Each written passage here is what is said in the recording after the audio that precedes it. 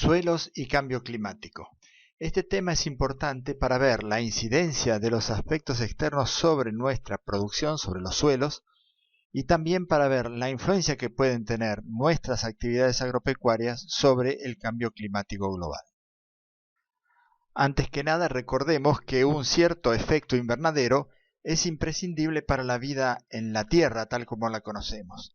Venus tiene 450 grados centígrados de temperatura superficial y Marte tiene menos 53, y el hecho que la Tierra tenga de promedio 13 grados centígrados se debe a un cierto efecto invernadero producido fundamentalmente por el dióxido de carbono más las nubes, etc., pero que es indispensable para la vida en la Tierra. En estas últimas décadas se ha tomado conciencia de que algo está pasando respecto al calentamiento de la Tierra. En la primera diapositiva vemos la reducción del casquete polar ártico. En esta diapositiva vemos el retroceso que ha tenido lugar en un glaciar en el hemisferio norte y también el retroceso que se ha manifestado en el Ventisquero Negro, en el Parque Nacional Nahuel Huapi. En esta diapositiva vemos el Ventisquero Negro, en el Parque Nahuel Huapi solamente, donde lo que se ven son trozos de hielo recubiertos de sedimentos, por eso es negro, pero es un glaciar que está en retroceso. También se observan periodos de tormentas muy fuertes, muy intensas, más que en las décadas anteriores, y periodos de alternancia de sequías y de grandes lluvias, todo aparentemente debido a un cambio climático que se está operando. Estos son dos pioneros de la investigación en el cambio climático. El primero de ellos es Svante Arrhenius, sueco, que propuso la ley de gases de efecto invernadero. Si la cantidad de ácido carbónico, anhídrido carbónico, se incrementa en proporción geométrica, la temperatura aumentará en proporción casi aritmética. Y el segundo de ellos es Dave Keeling, norteamericano, que desarrolló un instrumento para medir la concentración de dióxido de carbono en la atmósfera, estableció un laboratorio en Mauna Loa, en Hawái, y demostró la progresiva acumulación de dióxido de carbono en la atmósfera, o sea, demostró que se había incrementado, que se estaba incrementando el tenor de dióxido de carbono atmosférico. Lo primero que observamos es la famosa curva de Keeling, que él lo hizo como tesis doctoral y a pesar de que muchos le dijeron, bueno, ya has medido, es suficiente, él siguió manteniendo este observatorio y así demostró que efectivamente la concentración de dióxido de carbono en la atmósfera se iba incrementando con los años. Además de eso, se ha medido que la concentración además del dióxido de carbono y del metano también están aumentando. Para eso, además de las concentraciones medidas actualmente, se han sacado cilindros de hielo en la Antártida donde está aire atrapado, donde se encuentra aire atrapado, y en este aire se pudo medir la concentración de estos dos gases, el dióxido de carbono y el metano.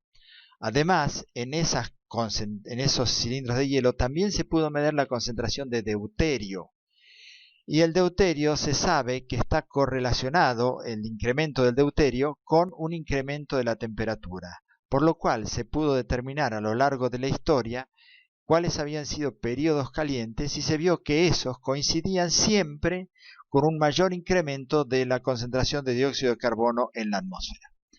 Ahora, es cierto que la concentración de dióxido de carbono desde que hay estos registros que pueden sacarse de los cilindros de hielo nunca ha alcanzado los niveles que tiene actualmente.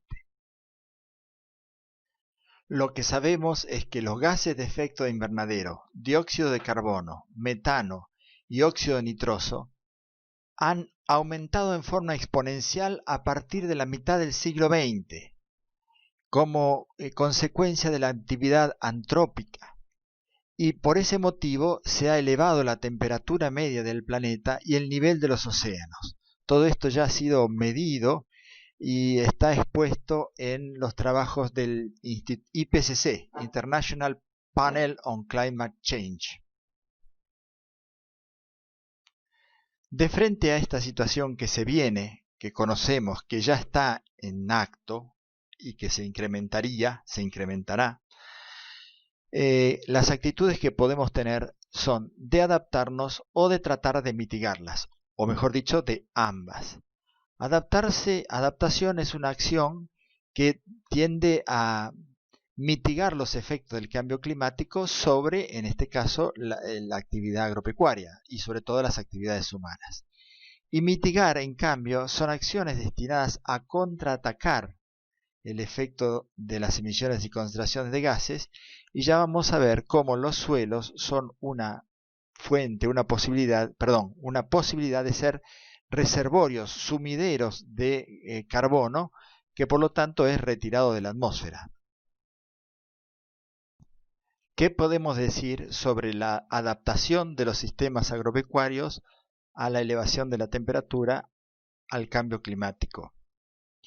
Hay algunas adaptaciones que ya son conocidas, y es que la concentración elevada de dióxido de carbono estimula la fotosíntesis. Se habla de una fertilización por dióxido de carbono, y que esto es particularmente importante en las plantas de tipo C3, con un metabolismo C3. Las C4 también responden, pero en menor medida que las C3. Además, está la posibilidad de mejoramiento genético, selección por tolerancia a sequía. Las variedades actuales tienen mayor tolerancia a sequía que antes. Puede haber corrimiento de los lugares de siembra y cambio en las fechas de siembra. Son cosas que pueden hacerse para adaptarse al cambio climático. Es muy importante mejorar la eficiencia en la captación y uso del agua, por lo cual hay mucho para trabajar. Optimizar la agricultura por ambientes, o sea, no trabajar todo de la misma manera, sino adaptado a cada ambiente, en nuestro caso, a cada tipo de suelo.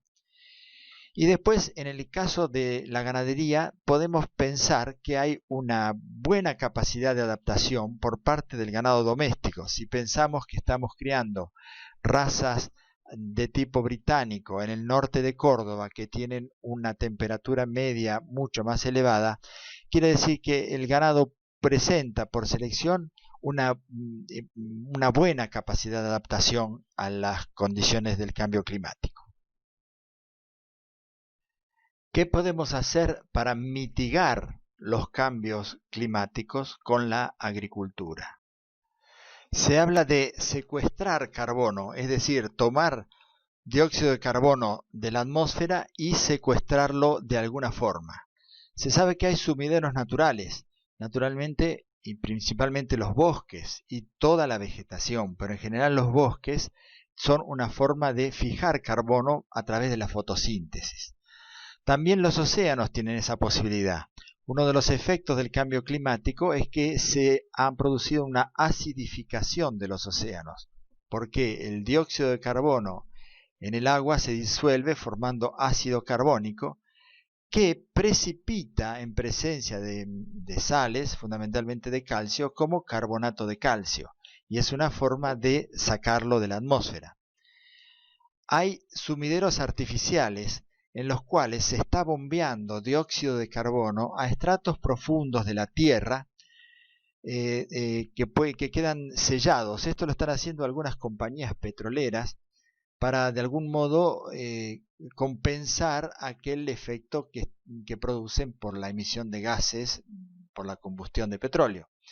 El problema es que esta fijación o este secuestro en geológico está fijando dióxido de carbono, o sea, no solo carbono, sino también oxígeno. En cambio, aquello que parte de la fotosíntesis, lo que fija es carbono reducido. En ese sentido, tiene mucha importancia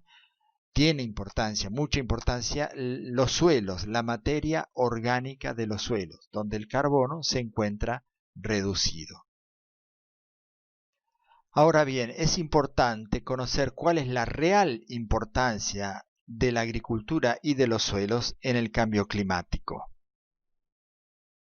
En este gráfico, tomado de IPCC 2007, Cambio Climático 2007, informe de síntesis, vemos varias cosas. En el gráfico de barras vemos cómo se han ido incrementando las emisiones anuales de gases de efecto invernadero. Está todo referido a dióxido de carbono equivalente, aunque se trate de diferentes gases o de diferentes proveniencias. Fíjense que la proveniencia de uso de combustibles fósiles abarca más del 50% de la emisión de gases de efecto invernadero. Y la deforestación, degradación de biomasa, etcétera, abarca lo que está en amarillo, es también emisión de dióxido de carbono, pero abarca un porcentaje importante. Estamos hablando del 17%, no es poca cosa. El metano tiene mucho que ver con las actividades agropecuarias, desde el efecto que producen los rumiantes, hasta el metano que se produce en las tierras inundadas a partir de la materia orgánica, está muy ligado a la actividad agropecuaria. Y otro gas que está ligado en su mayor parte a la actividad agropecuaria es el óxido nitroso, que es producto de la desnitrificación en condiciones de anaerobiosis. Estos son los gases que están relacionados con el efecto invernadero. Y si vemos en el último gráfico de tortas, a la derecha abajo, vemos que silvicultura, en la cual está incluida la deforestación, sobre todo por la deforestación, y la agricultura, el porcentaje que tenemos en la torta de emisión de gases de efecto invernadero es no despreciable, sino que es muy importante. ¿Cuál es la importancia relativa del suelo y la vegetación respecto a la emisión o secuestro de dióxido de carbono? En la atmósfera se estima que hay 730 petagramos de carbono, que es igual a 10 a la 9 toneladas. Un petagramo es una gigatonelada, o sea, es un montón de carbono en la atmósfera como dióxido de carbono. En la atmósfera hay 730. En la vegetación, los valores oscilan, en la vegetación de toda la superficie terrestre, oscilan entre 470 y 600 y pico de petagramos. Y en el suelo, en los primeros 30 centímetros, se estima que hay aproximadamente 800 petagramos. En los primeros 30 centímetros, aproximadamente 800 petagramos, o sea, más en el suelo que lo que hay en la atmósfera. Y si consideramos hasta 1 metro, las cantidades son mucho más grandes, o sea, entre 1500 y 2000 petagramos.